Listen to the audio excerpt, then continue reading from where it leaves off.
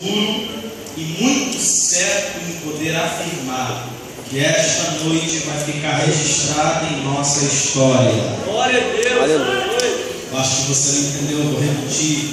Eu estou certo de que esta noite vai ficar marcada na nossa história. No dia 12 de abril nunca mais vai acontecer.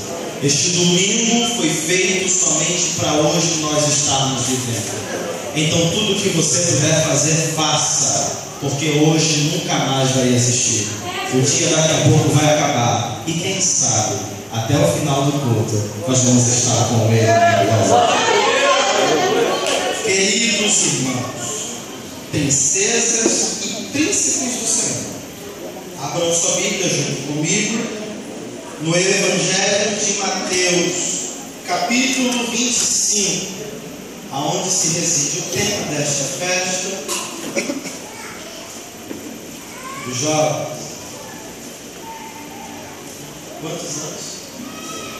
Já estão fazendo? 5? Já estão andando, já. Quase já anda, já deixou de beber leite há muito tempo. O negócio agora é mal fatal.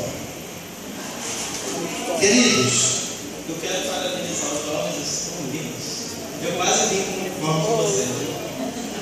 Isso aqui é revelação. Tem que orar para vir assim. Mateus falou até que eu estava cheiroso. Ele falou isso para mim.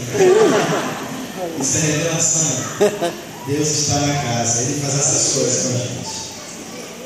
Vamos ler o verso 13. Mas antes de ler o versículo 13, eu queria ler junto com os irmãos o versículo aonde vou ministrar, que é o versículo de número 10, que diz assim, Mateus capítulo 25, versículo 10 diz assim: e enquanto elas foram comprá-lo, chegou o esposo, e as que estavam apercebidas entraram com ele para as bodas, e a porta se fechou. Verso 13 diz assim: vigiai, pois, porque não sabeis nem o dia, nem a hora em que o Filho do Homem há de vir. Eu vou contar de 1 a 3 e todos em alto e bom som vou ler este mesmo versículo. 1, 2, 3. Vigiai, pois, porque não sabeis o dia nem a hora em que o homem há de vir. Eu quero só que você memorize esta palavra, ela vai ser de uso do sermão que vou trazer nesta noite. Grave esta frase e repita comigo: Eu preciso ter depósito. Para não esquecer, diga: Eu preciso ter depósito. Com convicção: Eu preciso ter depósito. Aleluia. Pode se assentar dando glórias a Deus. Queridos irmãos, a mensagem de hoje é uma mensagem que sempre quando é ministrada, glória a Deus, muito pouco aleluia. É uma mensagem que requer muita atenção. Eu preciso da sua atenção, preciso que você me empreste um pouco ela, e daqui a pouco eu devolvo para você, tá bom? Mateus capítulo 25 vai estar no livro de Mateus 25, 13 versículos. Esses 13 versículos falam acerca do reino de Deus. Jesus estava sentado sobre o Monte das Oliveiras, junto com os discípulos. E nesse momento, Jesus começa a conversar com os discípulos. Talvez você já se perguntou nessa noite, já se perguntou outra vez: o que quer dizer parábola? E o que é uma parábola? Parábola é uma figura de linguagem que Jesus usava para facilitar o entendimento entre os discípulos, para que eles entendessem de uma forma mais ágil e colocassem em prática tudo aquilo que ele estava dizendo.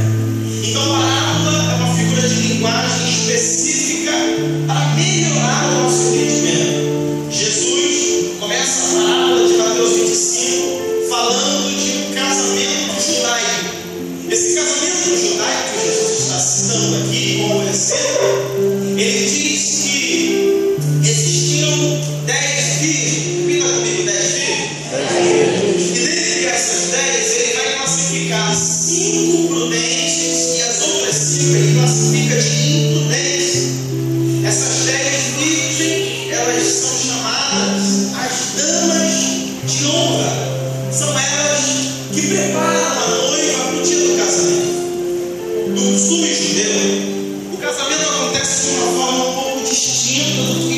acontece aqui no Brasil.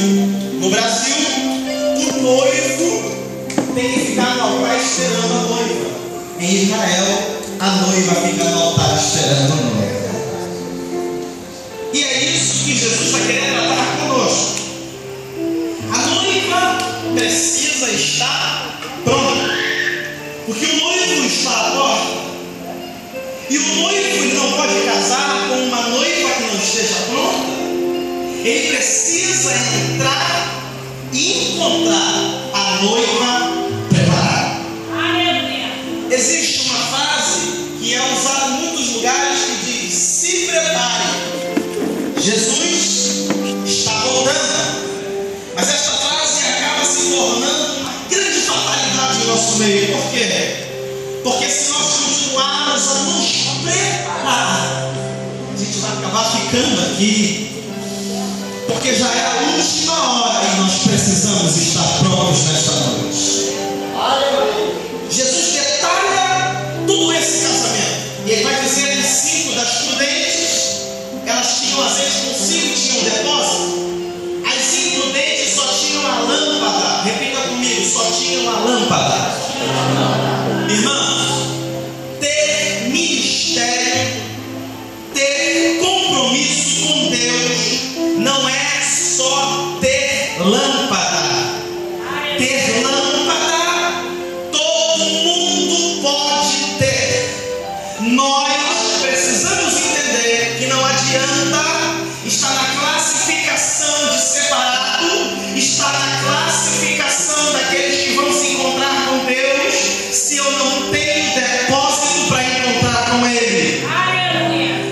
O azeite precisava estar depositado dentro da lâmpada, e um outro recipiente precisava ter um pouco de azeite, não sei quantos ml de azeite era preciso, mas precisava se ter um pouco de depósito. O próprio Detran, ele disse que se você for fazer uma viagem, você precisa ter pelo menos 2 litros de gasolina ou de álcool no porta-malas do seu carro, dentro do seu carro, para que se alguma eventualidade aconteça, alguma coisa aconteça, dê tempo de você colocar o outro combustível e chegar até uma localidade para você pedir socorro. Então o homem já entende que ter depósito vale muito mais do que ter alguma coisa. Porque para Deus vale muito mais você ter um depósito do que você ter uma lâmpada. Não adianta ter lâmpada se você não pode acender ela. Hoje a gente vive num tempo que o Evangelho, infelizmente, está se tornando, ou as pessoas querem colocar o Evangelho como algo muito artificial. Eles dizem que Deus tem que fazer. Tem uma canção que diz: vai acontecer, tem que acontecer. Já viu essa música? Vai acontecer, tem que acontecer. Vai. Acontece se Ele quiser. Ele faz se Ele quiser. Ele é Deus, está acima de nós. E Ele tem o controle de todas as coisas. Se Ele colocou uma promessa sobre a tua vida e disse que vai salvar a tua casa, e disse que vai fazer quaisquer situações, acredite na promessa. Acredite naquilo que Ele disse, porque vai acontecer. Agora, nós às vezes idealizamos alguma coisa para Deus. Obrigado. Às vezes idealizamos alguma coisa para Deus, dizendo assim: Deus, tem que acontecer isso, e isso aqui tem que se abrir, esse projeto que eu tenho tem que acontecer. Eu sou dizimista, Deus, eu sou tua filha, eu sou teu filho, eu tenho compromisso contigo. Nós não temos a autoridade de fundamentar alguma regra para Deus. Deus tem o controle de todas as coisas e Ele sabe o que é melhor para nós. Aquilo que o teu olho não viu e não chegou no teu coração é o que Deus preparou para você. Glória a Deus. Jesus conta como acontecia o casamento. Como acontecia esse casamento? O noivo, ele primeiro ia na casa da noiva. Ele levava 3 coisas consigo. Quantas coisas? 3. Quantas? 3. Eu creio que aqui dentro não tem fraqueza, tem homem e mulher de Deus. Então fale com convicção. Diga: 3. 3. Ele levava consigo uma taça de vinho, ele levava o vinho, ele levava ele chegava na casa daquela que era a prometida, ele leva esses 3 itens: o cálice, o vinho e o dinheiro. Quando ele chega na casa, ele procura os responsáveis. Se não tiver os pais, são os irmãos mais velhos, ele procura, faz uma reunião e diz: eu quero ter um compromisso com ela. Ele faz aquela reunião e a família se atenta para aquilo, eles colocam um valor. É como se fosse um dote, na verdade. Graças a Deus que isso não tem no Brasil. Louvado seja Deus por isso. É só lá em Israel. Você já paga um absurdo preço para casar. Imagine se na hora de casar você tem que pagar alguma coisa. Sangue de Jesus tem poder. Aí eles pagavam um valor. Esse valor era um valor simbólico, dizendo que você pagou um preço e aquela pessoa agora pertence a você. Só que para isso agora precisava da aprovação da noiva. E agora eles iriam fazer uma reunião familiar no centro da casa. E sentava a noiva, o noivo ficava de frente para ela, o noivo preparava um cálice, colocava vinho e oferecia para ela. Entregava nas mãos dela e fazia uma pergunta: você quer ter compromisso comigo? A noiva não podia responder, porque palavras não adiantam.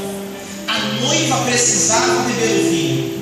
Quando ela bebia o vinho, ela estava dizendo: a partir de hoje eu me comprometo a ter um compromisso perpétuo contigo. Glória a Deus, aleluia.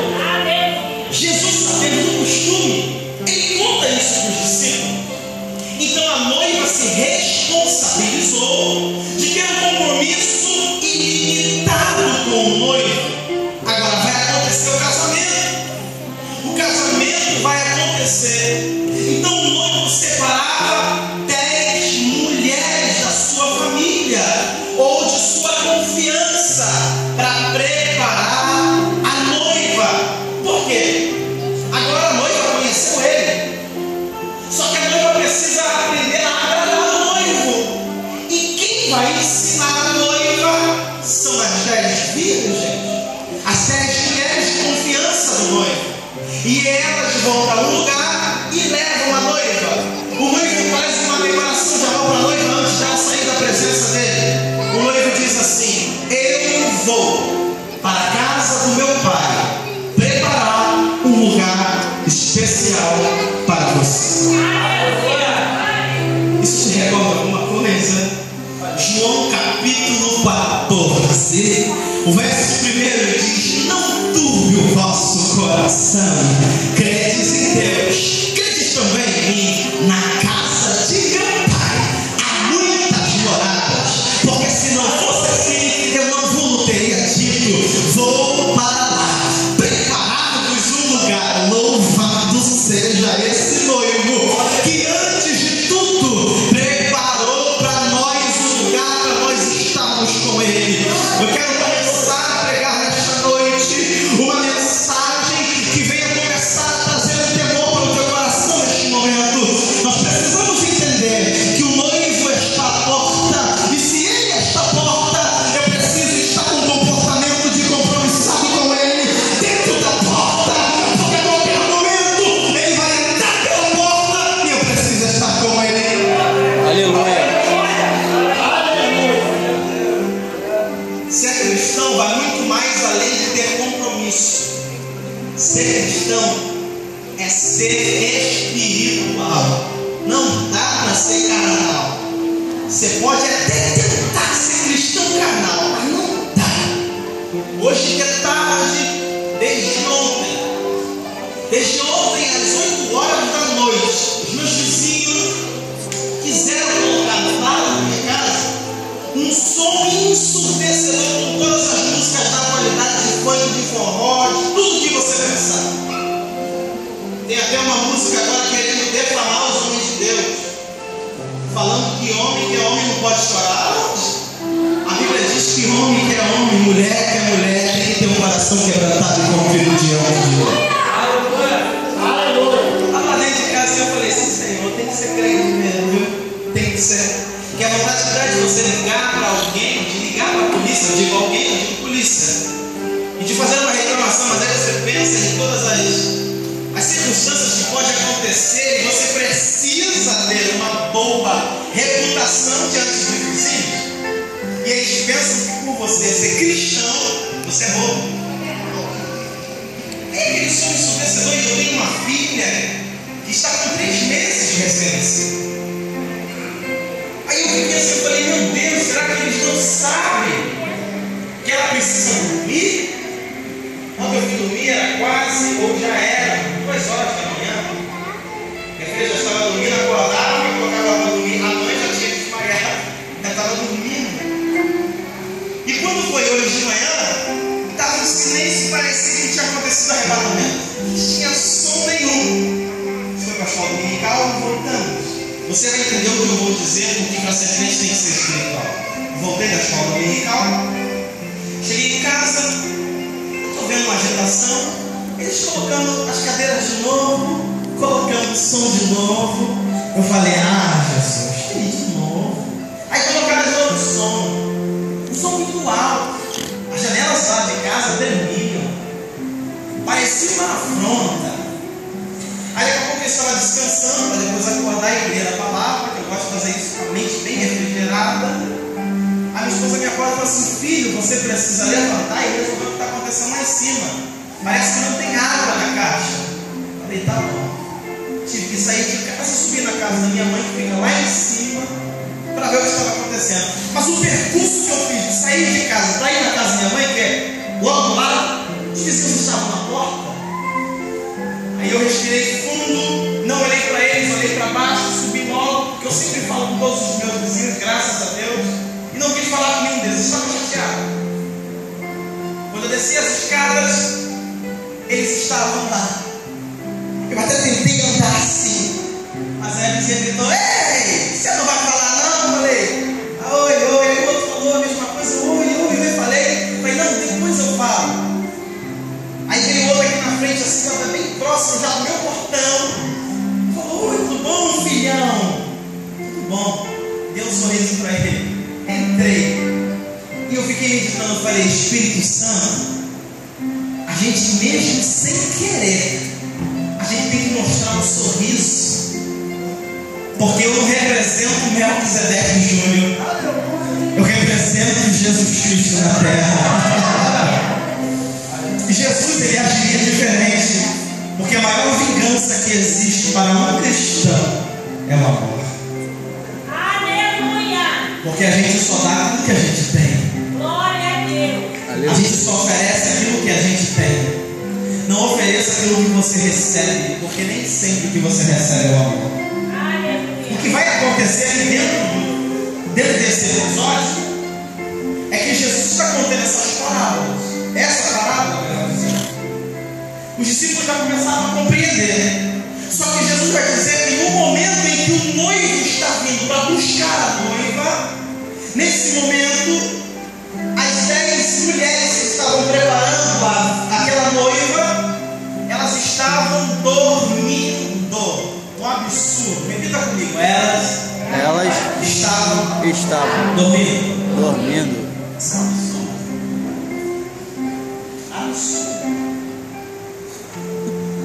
Se eu tenho confiança no irmão João, que o irmão João vai cuidar de algo que eu amo, o irmão João precisa investir o tempo dele, acordar, trabalhando em prol daquilo, mas elas estavam dormindo.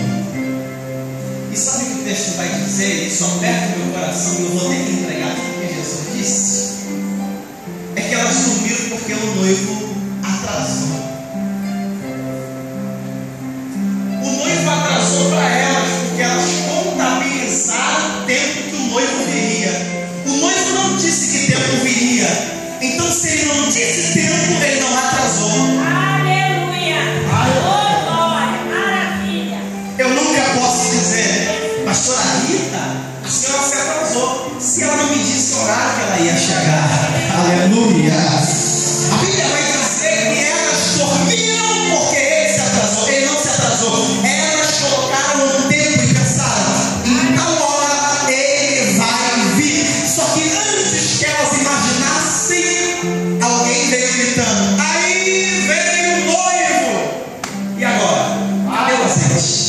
Aleluia. Essas 10 mulheres representam 2 tipos de liderança. A liderança que investe o seu tempo mesmo sabendo que não vai ser reconhecida. E a liderança que investe o seu tempo no seu próprio descanso. Eu preciso descansar, pastor. Eu preciso descansar. Eu também sou filha de Deus, filho de Deus. Eu preciso ficar um pouco com a minha família. Não é pecado, você pode descansar, você pode ficar com a sua família. Mas as tuas responsabilidades faça com excelência. Glória a Deus, está ficando ausente. Vira para o irmão que está ao teu lado e diga para ele: se você não glorificar. Não, fala com voz de profeta, diga assim: você não glorificar. A prova que eu estou passando vai para você agora. Glória a Deus.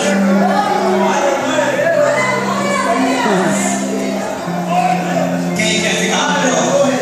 Ninguém quer ficar com prova. Aonde quer ficar? Já não basta a prova que a gente tem, mas querer prova dos outros. Ai, glória a Deus. Essas mulheres começaram a se aprontar. Que mulheres são essas? As virgens, as circunprudentes e as prudentes. Todas estavam num grupo de virgens. Todas estavam num grupo de virgens. Virgem quer dizer separada. E nesse contexto quer dizer santificada. Elas estavam num grupo de que iam se encontrar com o noivo. Entenda?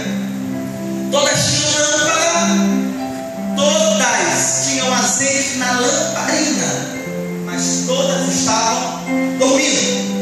Alguém gritou, aí vem o noivo. Elas vão se despertar, acordam a noiva, aprontam a noiva, pegam a noiva e vão sair com a noiva na escuridão. Porque em Israel, naquele período, não havia a iluminação que tem hoje, a infraestrutura que nós temos hoje. E muitas vezes os casamentos judaicos aconteciam ao anoitecer, porque o anoitecer, dizem por aí que é mais romântico. Só que quem é romântico faz o momento de ser romântico independente do tempo que se apresenta. Oh, aleluia! Pega essa daí e leva para casa. Aleluia. Independente do tempo, você precisa ser romântico. Elas vão sair com a noiva e todas elas têm uma iluminação. 5 aqui e 5 aqui. Elas estão iluminando as partes escuras. Por quê? Porque a noiva está no meio. Só que a noiva não consegue andar na escuridão. Tem que ter iluminação. O noivo está lá na frente. Só quem sabe o endereço são as damas, as virgens. A noiva não sabe chegar em nenhum lugar se não tiver liderança. Glória a Deus. Enquanto você não aprender a respeitar a liderança, você não vai chegar a lugar nenhum. Oh, glória a Deus, aleluia. Ah, mas eu sou igreja. Não é coisa nenhuma. Nós somos morada do Espírito Santo. Passamos a ser igreja no coletivo. No singular nós somos habitação do Espírito Santo. Mas quando eu me uno, eu me torno igreja. Aleluia. Porque igreja só passa a ser igreja quando tem corpo. Eu sozinho não posso ser corpo. Calabarude, calacélio, velho. E o cabeça do corpo é Jesus. Eu quero que você entenda, você que é membro desta igreja, aprenda. Igreja precisa estar em comunhão. Aleluia. Igreja que não está em comunhão não vai a lugar nenhum.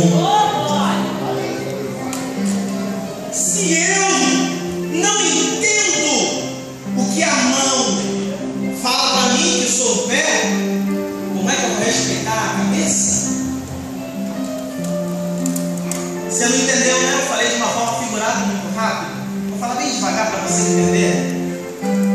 A igreja de Cristo é um corpo. É por isso que na sua credencial está escrito membro. Dentro disso tudo, eu faço parte de alguma parte do corpo.